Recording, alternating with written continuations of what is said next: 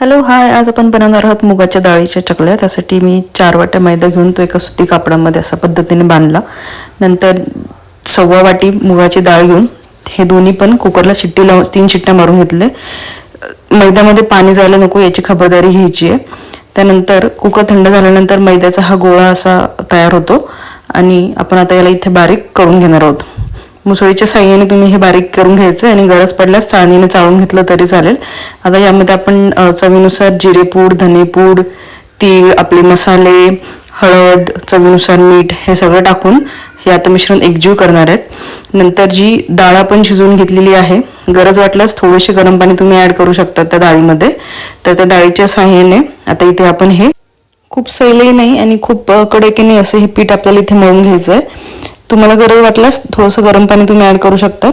आता हे पीठ मळून आपले रेडी आहे। एक छोटासा गोळा घेऊन आपण तो आता चकलीच्या साच्यामध्ये टाकून छानशा आपण चकल्या इथे आता बनवून घेतोय।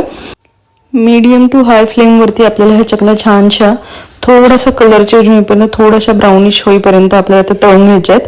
तर अशा पद्धतीने आपल्या ह्या चकल्या आपण इथे तळल्या जातात आणि तळून झाल्यानंतर मस्त क्रंची होतात। नक्की ट्राय करून बघा। धन्यवाद।